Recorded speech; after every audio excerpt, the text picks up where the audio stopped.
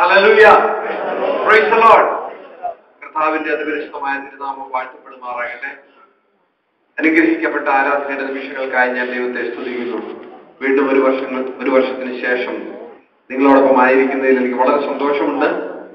പ്രത്യേകിച്ച് കർത്താവിന്റെ ദാസന്മാരെ pastor Wilson George, mister Joseph pastor, Roy George, Titus pastor, ഇവരോടെല്ലാം ഒപ്പം ഒരിക്കൽ കൂടി കർത്താവിനെ ആരാധിക്കുവാൻ അവസരം ലഭിച്ചതിനായി ഞാൻ ദൈവത്തെ സ്തുതിക്കുന്നു.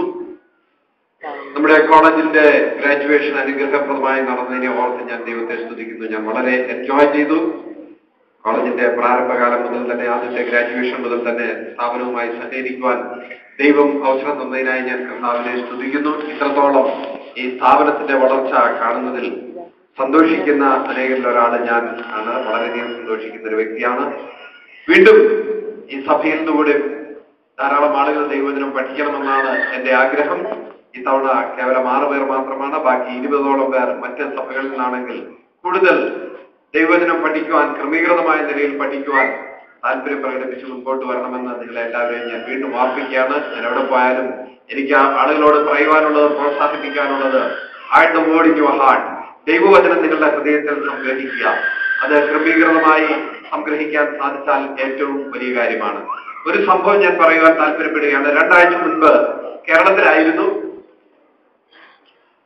തെങ്കാശിക്കും തിരുനെൽവേലിക്കും ഇടയ്ക്കുള്ള ഒരു ബൈബിൾ കോളേജ്, ടാബർനാക്കിൾ ബൈബിൾ കോളേജിന് അക്രഡിറ്റേഷൻ കൊടുക്കുവാനായിട്ട് ഞങ്ങൾ എറണാകുളത്ത് നിന്ന് ദീർഘയാത്ര ഡ്രൈവ് ചെയ്തു പോവുകയായിരുന്നു.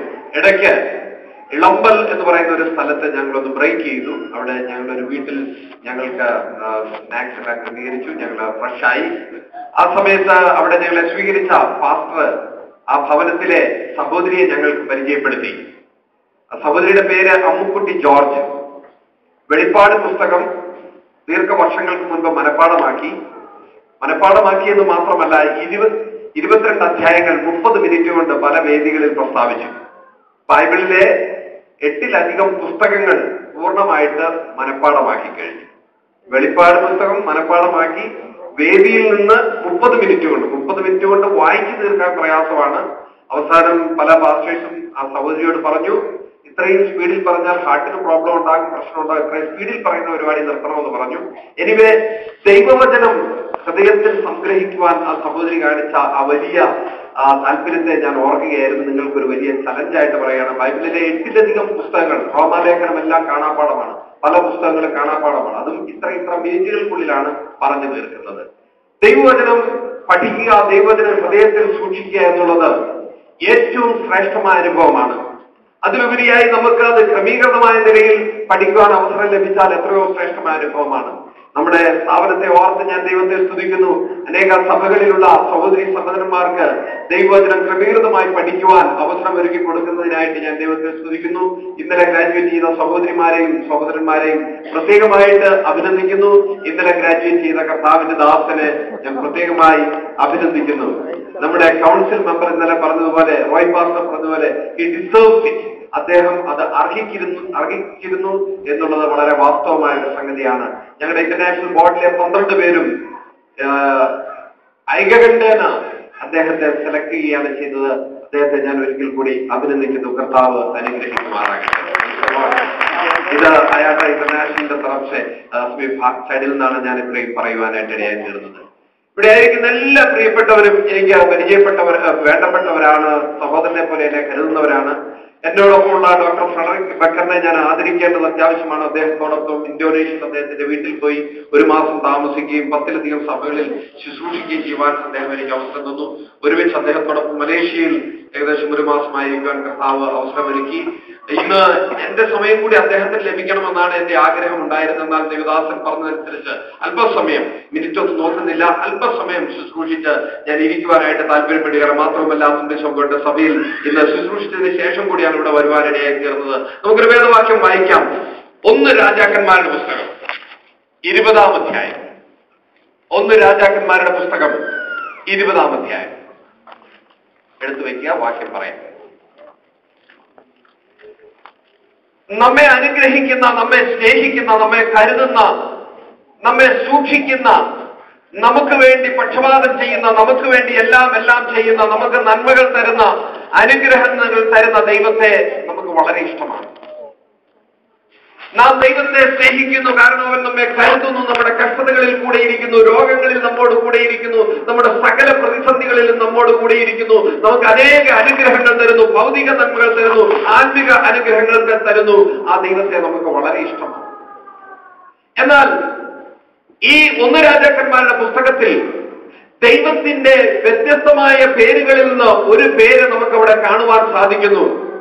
അത് ദൈവത്തിന്റെ അല്പമായ നെഗറ്റീവ് പ്രവൃത്തി നമ്മുടെ ജീവിതത്തിൽ വരുന്നതിനെയാണ് നമുക്ക് കാണുവാൻ സാധിക്കുന്നത്. വായിക്കാം 28ാമത്തെ വാക്യം.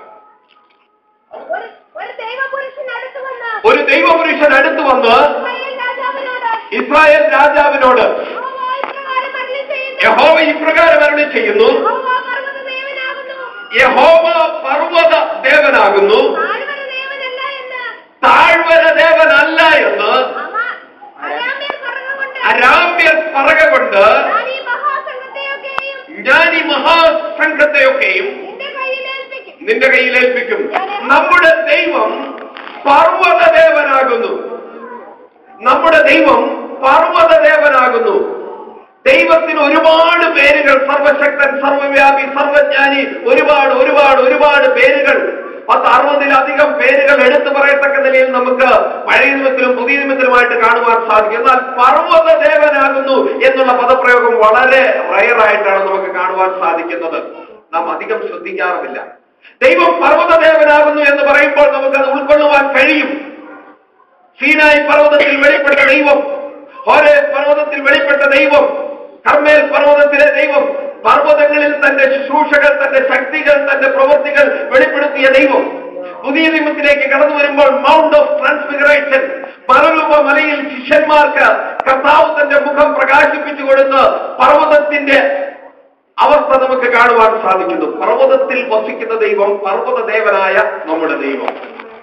മറ്റൊരർത്ഥത്തിൽ ഞാൻ അതിനെ ചിന്തിക്കുകയാണ്, പർവ്വതത്തിൽ ഇരുന്നു കൊണ്ട് നമുക്ക് അനുഗ്രഹങ്ങൾ തന്ന് പർവ്വതത്തിന്റെ അനുഭവത്തിലേക്ക് നമ്മെ കൂട്ടിക്കൊണ്ടുപോകുന്ന ഒരു ദൈവം, ഉയർച്ചയുടെ അനുഭവങ്ങളിലേക്ക്, ഉന്നതികളുടെ അനുഭവങ്ങളിലേക്ക് സ്റ്റെപ്പ് ബൈ സ്റ്റെപ്പായിട്ട് ഉയർത്തി നമ്മെ പർവ്വതങ്ങളിലേക്ക് കൂട്ടിക്കൊണ്ടുപോകുന്ന ഒരു ദൈവം. കർത്താവ് പറഞ്ഞു, എല്ലാ ശിഷ്യന്മാരും കൂടി ഇരിക്കട്ടെ, പത്രോസ്, യാക്കോബ്, യോഹന്നാനും അവർ മാത്രം 3 പേർ എന്റെ കൂടെ മലമുകളിലേക്ക് വരുവാനായിട്ട് കർത്താവ് പറഞ്ഞു. അവിടെ വെച്ച് കർത്താവ് തന്റെ തനി സ്വരൂപം മൗണ്ട് ഓഫ് ട്രാൻസ്ഫിഗറേഷനിൽ വെളിപ്പെടുത്തി കൊടുക്കുവാനിടയായി തീർന്നു. ഒരു ദൈവദൂതന്റെ മുഖം പോലെ കർത്താവിന്റെ മുഖം ശോഭിക്കുവാനിടയായി തീർന്നു. പർവ്വതത്തിലെ ദൈവം അവിടെ രേഖപ്പെടുത്തിയിരിക്കുകയാണ്, അവൻ താഴ്വര ദേവനല്ല എന്ന് പറകൊണ്ട്. അങ്ങനെയെങ്കിൽ അവൻ താഴ്വര ദേവൻ കൂടിയാണ്. നമ്മുടെ കർത്താവ് താഴ്വര ദേവനാകുന്നു എന്ന് പറഞ്ഞാൽ അതിന്റെ അർത്ഥം എന്താണ്?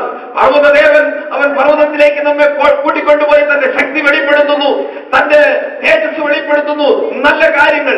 എന്നാൽ അല്പം നെഗറ്റീവായിട്ടൊരു സംഗതിയാണ് താഴ്വര ദേവൻ എന്നതുകൊണ്ട് വിവക്ഷിക്കുന്നത്. Praise the Lord. താഴ്വരകളിലേക്ക് നമ്മളെ ഇറക്കിക്കൊണ്ടുപോകുന്ന ദൈവം, അത് ഞാൻ വിശദീകരിക്കുവാൻ താല്പര്യപ്പെടുന്നില്ല, നിങ്ങൾക്ക് എല്ലാവർക്കും അറിയാം. എഹെസ്കേൽ പ്രവാചകന്റെ പുസ്തകത്തിലേക്ക് വരുമ്പോൾ താഴ്വരയിലേക്ക് പ്രവാചകനെ കൂട്ടിക്കൊണ്ടുപോകുന്ന ദൈവം, താഴ്വരയിലേക്ക് കൂട്ടിക്കൊണ്ടുപോയിട്ട് അവിടെ എന്താണ് കാണിച്ചത്? തകർന്ന അവസ്ഥ, ശൂന്യമായ അവസ്ഥ, അസ്ഥികളുടെ അവസ്ഥ, ഏറ്റവും ഉണങ്ങിയ അസ്ഥികളെ കാണിച്ചു കൊടുക്കുവാനായിട്ട് ഇടയായി തീർന്നു. പ്രിയ ദൈവത്തിന്റെ ജനമേ, പർവ്വതത്തിന്റെ അവസ്ഥയിൽ നിന്ന് താഴ്വരകളിലേക്ക് ഇറക്കിക്കൊണ്ടുപോയി ഒരുപക്ഷെ നമ്മുടെ ജീവിതത്തിൽ ചില താഴ്ചകൾ അനുവദിച്ചു തരുന്ന ഒരു ദൈവത്തെയും കൂടെ നമുക്ക് ഉൾക്കൊള്ളുവാനും സ്നേഹിക്കുവാനും കഴിയണം. നമ്മെ ഉയർച്ചയിൽ മാത്രമല്ല താഴ്ചയിലേക്ക് വഴി നടത്തി താഴ്ചയിൽ ഇരുത്തിക്കൊണ്ട് നമ്മെ ചിലത് പഠിപ്പിക്കുന്ന ദൈവം, താഴ്ചയിലേക്ക് ഇറക്കിക്കൊണ്ടുപോയി തകർച്ചയിലേക്ക് കൊണ്ടുപോകുന്ന ഒരു ദൈവം. ചില സമയങ്ങളിൽ ദൈവം നമ്മെ താഴ്ചകളിലേക്ക് കൊണ്ടുപോകും. ദൈവം മനഃപൂർവ്വമായിട്ട് അത് അനുവദിക്കും. ഇയ്യോബിന്റെ അനുഭവത്തിൽ അത് തന്നെയാണ് സംഭവിച്ചത്. അവനെ പോലെ നിഷ്കളങ്കനും അവനെ പോലെ ദോഷം വിട്ടകലുന്നവനും നേരുള്ളവനും ആരുമില്ല എന്ന് നല്ല സാക്ഷ്യം പറഞ്ഞിട്ട് ദൈവം അനുവദിച്ചു അവന്റെ ജീവിതത്തിൽ പ്രതികൂലം വരുവാൻ. എന്റെയും നിങ്ങളുടെയും ജീവിതത്തിൽ പല സമയങ്ങളിലും താഴ്വരകളുടെ അനുഭവങ്ങളിലേക്ക് ദൈവം നമ്മെ ഇറക്കിക്കൊണ്ടുപോകും. പ്രതികൂലങ്ങൾ നാം നേരിടുവാൻ ദൈവം നമുക്ക് അവസരമൊരുക്കും. എന്നാൽ എഹെസ്കേൽ പ്രവാചകന്റെ പുസ്തകത്തിൽ താഴ്വരകളിലേക്ക് കൊണ്ടുവന്ന പ്രവാചകൻ അവിടെ ഒരു വലിയ ശുശ്രൂഷ ചെയ്ത് നമുക്ക് കാണുവാൻ സാധിക്കുന്നു. ഏറ്റവും ഉണങ്ങിയ അസ്ഥികളോട് പ്രവചിക്കുവാൻ പറഞ്ഞു. പ്രവചിച്ചു കഴിഞ്ഞപ്പോൾ മാംസം വന്നു ചേർന്നു, വലിയ കാറ്റടിച്ചു, മാംസം വന്നു ചേർന്നു. ആ മാംസത്തിന്മേൽ ഞരമ്പുകൾ വന്നു ചേർന്നു, അസ്ഥികളിന്മേൽ മജ്ജകൾ വന്നു ചേർന്നു. അവ ഒരു സൈന്യമായി എഴുന്നേറ്റ് നിൽക്കുവാനിടയായി തീർന്നു. പ്രിയ ദൈവത്തിന്റെ ജനമേ, ചിലപ്പോൾ താഴ്ചകളുടെ അനുഭവത്തിലേക്ക് ദൈവം നമ്മെ കൊണ്ടുപോകുന്നത് എന്തിനാണ്? ഒരു വലിയ ശക്തിയായി, സൈന്യമായി നാം എഴുന്നേൽക്കുവാൻ വേണ്ടിയാണ്. ഹല്ലേലൂയ. ഈ ദിവസങ്ങളിൽ ഇന്ന് പകൽക്കാലം ഒരുപക്ഷെ ഇവിടെ താഴ്വരയുടെ അനുഭവത്തിനായിരിക്കുന്ന ചിലർ ഒരുപക്ഷെ ഉണ്ടായിരിക്കാം. കഴിഞ്ഞ നാളുകളിൽ താഴ്വരയുടെ അനുഭവങ്ങളിലായിരുന്ന ചിലർ ഉണ്ടായിരിക്കാം. ദൈവം വീണ്ടും എഴുന്നേൽപ്പിച്ചവർ പലരും ഇവിടെ ഉണ്ടായിരുന്നിരിക്കാം. വരുന്ന ദിവസങ്ങളിൽ ഒരുപക്ഷെ എന്റെ നിങ്ങളുടെ ജീവിതത്തിൽ താഴ്വരയുടെ അനുഭവം ദൈവം അനുവദിച്ചേക്കാം. നാം ക്ഷീണിച്ചു പോകരുത്. ദൈവം അവിടെ തന്റെ ശക്തമായ പ്രവൃത്തി വെളിപ്പെടുത്തുവാനിടയാകും.